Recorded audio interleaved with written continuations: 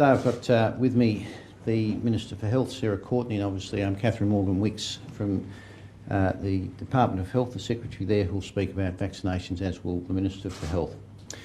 Now, our first priority is to keep Tasmanians safe, and it's pleasing to note the improving situation around the country following the recent outbreaks in Victoria, New South Wales and WA. COVID, as we know, is unpredictable, and obviously we must remain vigilant, responsive and agile. And if I could once again just thank Tasmanians for their efforts through this, they have done an outstanding job.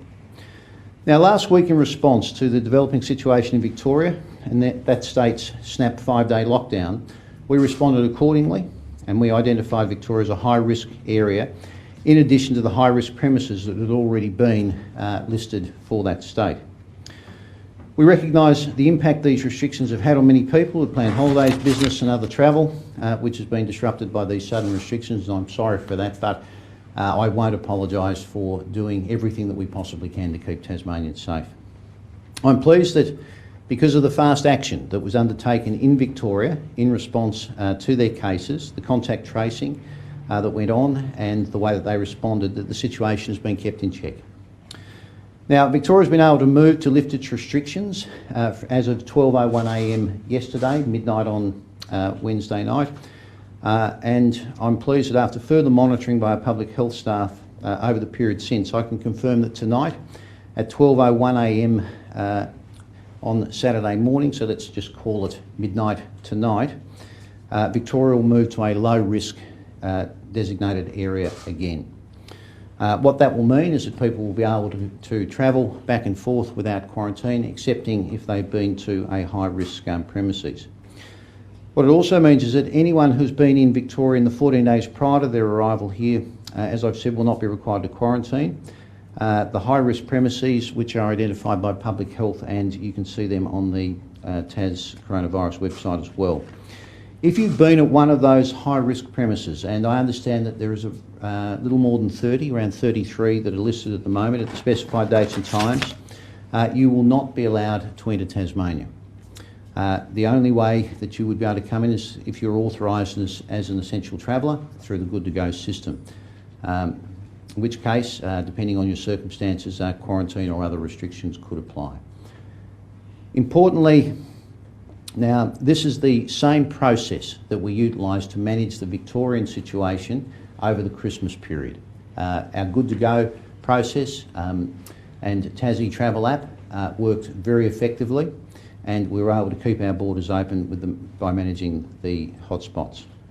Importantly, go to the coronavirus.tas.gov.au website for full details on that list of hotspots and premises. Now, for people who are in quarantine due to having either been in Victoria or at a high-risk premises, they're going to be contacted directly by health authorities through the Good to Go app or by Public Health, by text, and advised of their individual situation.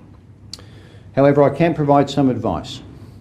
Now, if you're currently in quarantine because you've arrived from Victoria on or after February 13 and have not been at a high-risk premises, you will be contacted, as I've said, by SMS, and you'll be authorised to leave quarantine at 12:01 a.m. Tonight. I do want to stress, however, it's important that you wait until you have been contacted and that you've completed the process with authorities before leaving. Now, with regard to Terminal 4 in Melbourne Airport, which was classified as a hotspot, this classification has now been reduced down from the full footprint only to the cafe. What that means is that just those people who purchased food or drink from or sat to consume food or drink, or in fact just were at that cafe, Brunetti Cafe, between 4:45 a.m. and 2 p.m. on February the 9th, those people will need to remain in quarantine for the full 14-day period. Now, anyone else who spent time in Terminal 4 more broadly on the 9th of February and no longer meets the reduced high-risk parameters that I've just outlined in terms of being at the cafe, having sat or ate or drank, they'll no longer need to quarantine from 12:01 a.m. midnight tonight, subject to having had at least one negative test. Now, all of the people that are in quarantine, whether in government quarantine or home quarantine, have been texted regularly and have been advised to ensure that they receive a test. So we don't believe that there will be many people that, one, have not been notified to take a test, or those that haven't had a test, but you'll need to have at least one negative test. Now, importantly, what I would say to those people in quarantine, and there are more than 800 in home quarantine, more than 100 that are currently in government quarantine. Wait until you receive the SMS advice in terms of your circumstance. Our call centre will be open later this evening and will be manned, but it's important that you wait until you've received that text advice from Public Health in terms of your circumstance. And if you've then got any questions, go to the hotline. But I understand the messaging will be clear and will be concise in terms of what you will need to do. Now, in regards to the situation in New South Wales, this has also continued to improve. I'm pleased that we have been reducing the number of high-risk sites over recent days as their 14-day risk period has expired. I understand that there's only around 3 to 4 sites currently in New South Wales that are currently hotspots, and again, the same process applies. If you've been to a hotspot, you must apply. You would need an exemption to come in. If you've been to one of those sites, more than likely you will not be allowed to enter. In regards to New Zealand, the current restrictions remain in place at this stage with Auckland, Taranaki, Waikato remaining high risk. Now, I want to provide just a quick update on vaccinations. Ms Courtney and Catherine will provide further detail in a moment, but I just want to say that our aim is to have fully vaccinated Tasmania's priority populations of around 14,000 people with the Pfizer vaccine by mid-April, as we previously mentioned. At the same time as the start of the vaccinations at the Royal Hobart Hospital next week, which are overseen by state authorities in terms of the priority groups, the Commonwealth, I understand, will begin its rollout program of residential aged care and disability care facilities, with the first vaccinations being delivered in the northwest next week. Yesterday, the Commonwealth advised that the aged care sites in 12 centres across the northwest and north of the state have been targeted for the initial rollout, with all facilities to be visited in coming weeks. These centres in the first stage of the rollout, in terms of the locations of Burnie, Lagana, Newstead, Newnham, Norwood, Penguin, Riverside, Somerset, St Leonards, Ulverston and West Ulverston and Wynyard. And I understand there are 14 aged or disability care facilities that are in those locations. This is good news for Tasmania. The vaccine has been a long time coming, and I'm very pleased that we're ready to start vaccinating our community, both through state health in terms of the high priority list that we have, but also that the Commonwealth are rolling out their vaccinations as well into aged and disability care in coming weeks. As I've previously said, the vaccinations are safe, they are effective, and importantly, they are free. Importantly, they've gone through extensive clinical trials and received the necessary approvals. Around 185 million doses have been administered across the world, and now we're in line and it's our turn. A lot of work has got us to where we are today, and for that we should be thankful. That there is still a long way to go. It's important we continue to practice COVID-safe behaviours. Once again, I would remind people that the most important thing to be is personally responsible. Ensure that you wash your hands, that you use hand sanitizer, that you appropriately socially distance. Follow the directions that are provided by the state government. We have done a great job, and Tasmanians should be rightly proud that not only are we one of the safest places in the country, we are one of the safest places in the world. But it's important that we continue to do the little things to ensure that we stay on top of this. I'll now hand over to the Minister for Health, Sarah Courtney, and to Health Secretary Kath Morgan-Wicks to update you on the preparations for the arrival and rollout of the vaccine by the State Health Department. Good afternoon. I'd like to provide an update today on the progress of what is one of the biggest health logistical exercises our country has ever undertaken, the rollout of the COVID-19 vaccine. This has been a major operation and has been underway for some time, with planning and preparation heightening this week as we prepare for the arrival of the vaccine. Very pleased to announce that the first batch of the Pfizer vaccine will now arrive in Tasmania on Sunday afternoon and not Monday as previously advised. The first doses will be delivered to the Royal Hobart Hospital to the priority groups, and the vaccinations will be starting at 9 a.m. on Tuesday. The first people to be vaccinated will be border and quarantine facilities staff, our vaccination teams including nurses and support staff, staff at our testing clinics, staff who work at public and private laboratories involved in the collection and processing of samples, emergency department staff at both public and private hospitals, ICU staff at both public and private hospitals, as well as key ambulance personnel. The list of those who will receive their vaccinations next week has been finalised and bookings are well underway. So far, we have around 200 people booked in for their first jab on Tuesday. There will be three-hour vaccination sessions a day at the Royal, one in the morning, one in the afternoon and one in the evening, and this is to ensure that we capture many of these people who work on shift work. We'll use all the available doses that we receive in this coming week, with the second batch of vaccine expected to arrive next Sunday. Those being booked in for their first appointment are also being booked in for their second appointment, at least 21 days apart for the 2 doses, to ensure that they get the best protection and ensure that we have them booked in. This program will continue for 3 weeks at the Royal. It will then move to the Launceston General Hospital and then the North West Regional Hospital, with the first vaccines expected to arrive at both hospitals on the 15th of March and vaccinations expected to begin on the 16th of March. With regards to these dates, we're continuing to work with the Commonwealth, but those are the dates that we're planning for at the moment. I'd like to, before I hand over to the Secretary of the Department, Kath Morgan-Wicks, to thank the teams that have been involved in these preparations. It has been an enormous logistical challenge so far with regards to planning, and it's only the very beginning of what will be an enormous task this year. I really appreciate the engagement of the community. I know that all Tasmanians want to do the right thing. Last year clearly demonstrated that we have a community that is engaged and also a community that wants to protect those that are most vulnerable. This is a big exercise. We all have a role to play. So I thank Tasmanians and I ask, as we go through this exercise, to remain engaged with the messaging to make sure that we can all get vaccinated and keep our community safe. I'll now ask Ms Morgan-Wicks to make some comments and then we can do questions. Thank you, Minister. Our program to roll out the vaccine is going to plan and will be ready to commence vaccinations for Phase 1A priority workers at our Royal Hobart Pfizer hub on Tuesday next week.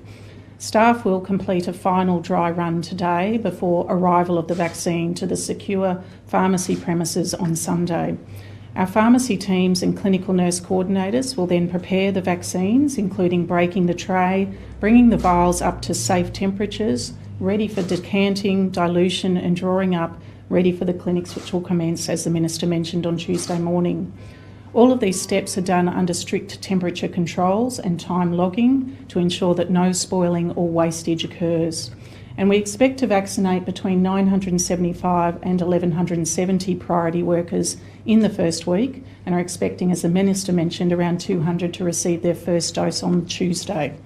Now, this is a slow and steady rollout for our vaccination rollout, with approximately 1,000 worker vaccinations a week for the first 3 weeks, and then ramping up in week 4 with the start of the second doses and the opening of our LGH and North West Regional Pfizer hubs as more vaccine arrives into Tasmania.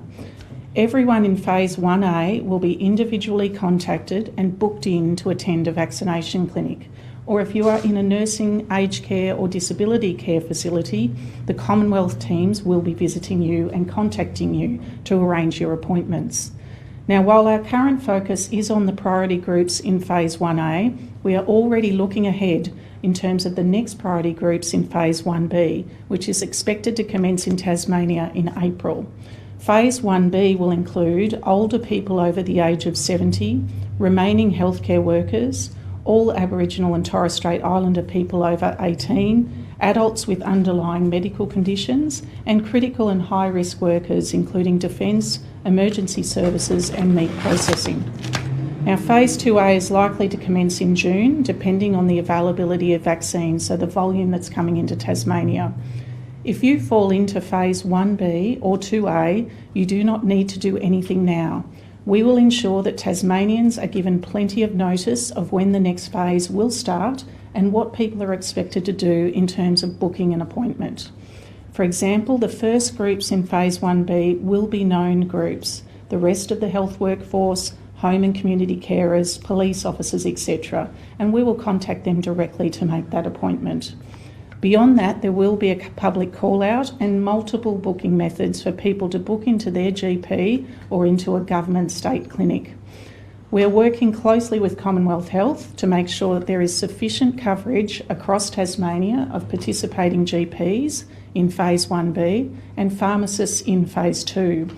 Where there might be a gap, we will ensure that there are state-run vaccination clinics or mobile vaccination clinics to reach you. So unless you have been contacted to make an appointment to have a vaccine, don't worry, you don't need to ring yet as it's not yet your time. But we will be using a range of communications to tell Tasmanians about our plan for the rollout, including advertising and updating our frequently asked questions on coronavirus.tas.gov.au. Now finally, I'd just like to update you on our recent COVID laboratory testing figures. On Tuesday, February the 16th, we had 814 laboratory tests conducted up to 6 p.m, on Wednesday 918 and on Thursday 729. So obviously we've had a significant increase as a result of the Victorian situation, and I know that the Director of Public Health, Mark Veitch, would want to see these increased testing numbers continue, as I do too. So thank you, and I look forward to the next update when we'll be able to provide you with a report of how our first week of vaccinations went. Thank you. Okay, take questions in relation to vaccination. Yeah, are you expecting a significant lag in getting this vaccine out to rural and regional areas? No. So in terms of the actual rollout to our remote and rural areas, it does depend in terms of the volume of vaccines that are coming into Tasmania. As I mentioned, it is a slow and steady rollout, first targeting our priority healthcare workers and groups, and also our aged care and disability care. So we are working closely with the Commonwealth in terms of the volumes that are expected for the vaccines. You did a call out for nurses to help with this vaccination program. How did that go? Did enough people sign up? So we have had a fantastic interest in terms of people that are wanting to work in our vaccination program. So remembering that our authorised immunisers in the state cover both our GPs and also our nurses, and we've gone to registered nurses but also our enrolled nurses, so our more junior and learning nurses, to become part of that program, because a lot of people and a lot of members of our staff actually want to be part of the COVID vaccination rollout, and it's going to be certainly one for their CVs in future. When it comes to booking methods, will that cater for people that don't have access to digital technologies such as computers or smartphones? Yes, and certainly for those that are well used to making an appointment with their GP, to see their GP, and particularly for those with other underlying medical conditions, it's important that they do have access to a system so that they can attend their GP and receive the vaccination. So there will be multiple methods in terms of booking, including a catch-up process in terms of looking at where we're actually getting vaccination rates across Tasmania and making sure that everyone is covered.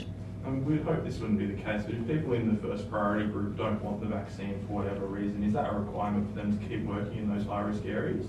So there is no mandatory requirement for the COVID vaccination program, and particularly in relation to healthcare workers, for example. I've had questions from, for example, pregnant or breastfeeding healthcare workers in relation to the vaccine and the timing in which they should actually apply to receive the shot. So we're working with those healthcare workers and making sure that we're following the TGA conditions to the letter for the rollout of each vaccine.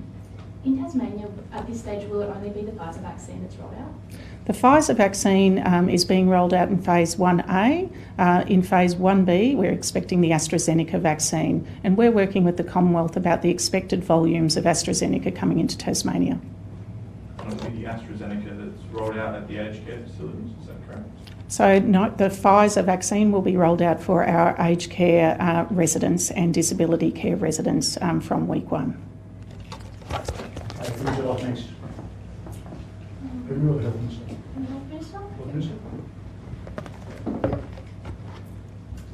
Minister Courtney, how dangerous are anti-vaxx campaigns? Well, look, we know that Tasmanians have a very high vaccination rate. We've seen that in recent years with flu vaccines and meningococcal vaccines, so I'm expecting that Tasmanians will have a really high take-up rate. When will you get a vaccination? I'm expecting to get a vaccination when it's my turn. Will people be able to choose which vaccine they do receive? So the vaccination process will make sure that it's delivered in a safe way. So in terms of the choice of vaccination, as was outlined by the Secretary of the Department, different vaccinations may be used in the different phases. And it's also important to recognise that there are also vaccines still in development. So what we are doing is we're planning our rollouts with the current vaccines that are approved by the TGA, and as they are rolled out through varying phases, then your vaccine will be applicable to the group that you're in. Obviously, different producers produce different vaccines, but functionally they're the same thing, correct? Well, we know that all the vaccines that we have here in Australia and the ones that we have for COVID, the Pfizer one, the AstraZeneca, have both been approved by the TGA. I want to assure Tasmanians and indeed our entire Australian community that these vaccines are safe and they're effective. We're not going to be rolling out anything that is not approved by the TGA. What were the main logistical hurdles that you had to overcome to make sure this rollout runs smoothly? One of the big logistical hurdles is the temperature that the vaccine needs to be stored at. It's an unusually cold temperature, so that creates challenges for transporting the vaccine, it creates challenges for handling it, and it also creates challenges in the way that you have to monitor it to be defrosted. So that has been one of the big challenges with this vaccine. Also the fact that this vaccine is a multi-dose vial. So within each vial of the vaccine, and they're very small vials, there are between 5 and 6 doses. So we're handling them quite a lot. So there are quite a lot of logistical challenges involved before we even get to the point of a nurse or a practitioner coming to the patient with a needle. Are you confident that we have the specialty expertise in Tasmania to meet those logistical challenges? I'm very confident that we've got the specialty expertise we need from our pharmacy staff, which have been leading a lot of the logistical work, the clinicians overseeing it, the authorised immunisers both in our hospitals and across the entire community. We have got a lot of very skilled operators, and importantly we've got a lot of people that want to participate within this vaccination program. We know, considering Tasmania is very large and we have a large regional community, it is going to be a team effort, and we demonstrated last year when we were fighting COVID originally that the team effort that we had included both public system, the private system, our GPs and our pharmacists. So our rollout will make sure that we're including all those key health providers across our community. Thank you, Minister. Premier, was it concerning that 3 new coronavirus cases were detected in Victoria? Well, as I understand it, in terms of those 3 cases, they've all been in quarantine. The 2 of them, I think, were linked to the original hotel. One was a family member linked as well. And so in that circumstances, the fact that they've been in quarantine, my understanding is that there is very little risk. Is the travel bubble between Tasmania and New Zealand still on track for March? Well, look, obviously this is a matter for the New Zealand government. We are managing New Zealand with a hotspot arrangement in terms of those 3 locations that I'd mentioned. We're open at this end. The ball's firmly in the New Zealand government's court as to when they would allow people to travel into their country from ours without quarantine. What rollout category are you in? Look, I would think I'd be in the over 50 or 55 category, to be honest. I'm just looking for Kath, and I think that's getting the nod. But look, could I just say, and I said this earlier, I was asked when I'd be taking the jab. I would not want to take somebody else's place that's working on our front line. I think it's important that when it's appropriate that I receive the jab. If there is a need for me to receive one earlier than the age group that I'm in, then I would obviously do so in terms of ensuring that people were confident that the leadership in this state was prepared to take the jab. But I'll wait my turn and get in line. Have you had a conversation with your other ministers about whether they're planning on getting the vaccine as well? Look, my understanding is that the entire ministry will take the jab when it's appropriate. What will the government do to ensure Dark Mofo keeps running after this year? Well, I've already met with Dark Mofo, and what we've agreed is that we'll sit down post this festival and look at what the plans are moving forward. I have to say that dark mofo is a winter sensation, and it is important for visitation to this state. It's important for all of the state, and I've had a very positive early conversation, and I'm certain that that we will put in place a program moving forward. What was your reaction to the news that Hobart's Anzac Day march has been cancelled? Well, look, last year I attended Anzac Day under very difficult circumstances where there could be no one at ceremonies, there was no march. This year, albeit that the march won't be going ahead, obviously we will still be able to have a ceremony on the day, and that around the state people will be able to turn up and pay their respects. But I think it's sensible. One of the key things that we don't want to do is to put our veterans who are in the main in that aged and vulnerable category at further risk. And so whilst a difficult decision, we will work with the Anzac organisation to ensure that the ceremonies can be conducted safely. Do you think it was a fair decision, seeing as the state hasn't had any coronavirus cases in a long time now?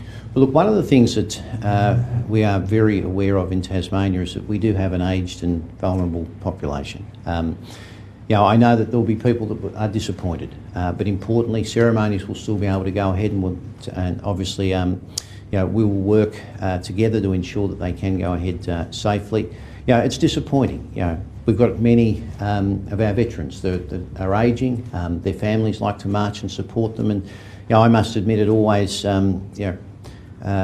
instills a sense of confidence in me when I have watched and the marches go past. But unfortunately, once again, as a result of COVID, we need to take steps that are going to keep people safe, and I think it is a sensible decision under the circumstances. Will there be any restrictions on how many people can attend those services? Well, obviously we've got an event framework out, and we will need to work with the organisers regarding the services, bearing in mind that here in Launceston, I've attended services of many thousands of people at the dawn service. The mid-afternoon or the 11 o'clock service, usually not as many at that, but in Hobart again, thousands at dawn services, and right around the state. Even, I think last year I was in, or no, it wouldn't have been last year, the year before in Bridport at their dawn service, and there were hundreds of people that were there. So we will need to work with the organisers to make certain that dawn services and the 11 o'clock service can be run safely, and I would expect that there would be some limits. How does the restrictions on an Anzac Day service differ to having restrictions on things like the AFL game that will happen in Launceston that afternoon? Well, again, we'll take public advice, public health advice, and I think that's one of the, most important things that the government and those organisations that we work with that want to hold larger events, that we've been working through a system that has enabled organisers to have advice from public health, and that we've been able to take forward many of our events safely, and I'm certain that we'll be able to do exactly the same on Anzac Day. Has the state government received the independent report into voluntary assisted dying? Look, I haven't as yet, no, but I am expecting it in coming days. Has Bill McLaughlin indicated the AFL's position on a Tasmanian team to the government? Not as yet, no. No, he hasn't as yet. My office was in contact with his during the week, and we were assured that we would receive some advice back by close of business today. So obviously we'll wait to see if that arrives, but as I've made perfectly clear, in my correspondence to Mr McLaughlin, to the Commission and also to the two club presidents, that what we want from the AFL is a timeline, or we want them to have the courage to say that no, you're not going to get a team. We need to have that clarity before we can finalise the contracts for 2022 onwards with either Hawthorn or North Melbourne. Now, I know there's been some speculation about other teams potentially playing in Tasmania, and I want to make it perfectly clear that we have had a long relationship with Hawthorn, we've had a long relationship with North Melbourne, and the position that the state would like to get to is that the AFL provide us with a date as to when we'll be able to enter the national competition. As per the business plan, 2025 sounds like a pretty good year to me, but we would then be able to put in place transitional arrangements with those two clubs. they've been good corporate partners, and we would like to continue this journey with them as we move towards our own team. But again, the ball's in the AFL's court. What happens if you don't get a response? Oh, I'll be very disappointed. I'll make that very publicly clear. How long will you wait for a response before you decide not to renegotiate with Hawthorn and North Melbourne? Look, my expectation is that that the AFL will provide us with a response. What's in that response is a matter for the AFL. Obviously in the discussions that I'd had with Mr McLaughlin over the Christmas period, he'd made the point that whilst the AFL had the business case, they had not spent a great deal of time looking at it as a result of the challenges that they faced last year. Now, my view was then and still is that wasn't good enough. But again, I'll wait to see what response Mr McLaughlin sends me back today. This is a wishy-washy response.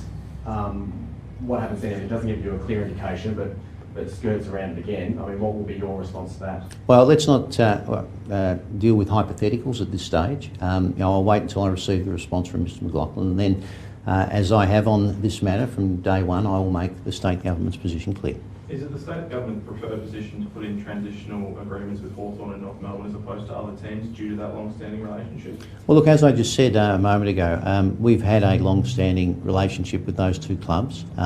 What I would like from the AFL is a date as to when we could have our own team, and as I've said, I think 2025, as per the business case, seems like a pretty good year to me.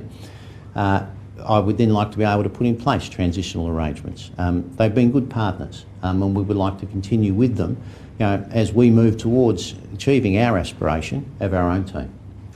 The Tenants Union says the situation around significant rent increases post the expiry of the moratorium they warned about has materialised across the state. Will the government consider introducing stricter rent control measures? Well, look, my understanding is that the number of matters that have been taken forward to the Residential Tenancy Commissioner in terms of matters relating to rents being too high is only the same number that we had last year, which is about 4. So I don't know where the Tenancy Union is getting its data from. I do understand that we've had around 200 tenants and landlords that have applied for and we're working with in terms of the transitional arrangements. But at this stage, the Residential Tenancy Act provides a safeguard for tenants that in terms of unreasonable rent increases, but only, as I understand it, only 4 applications have been made at this time to that process, which is the same number that were made last year prior to this event. Real estate agents are saying they're seeing a huge number of people applying for properties but not enough stock on the market. Is that a concern?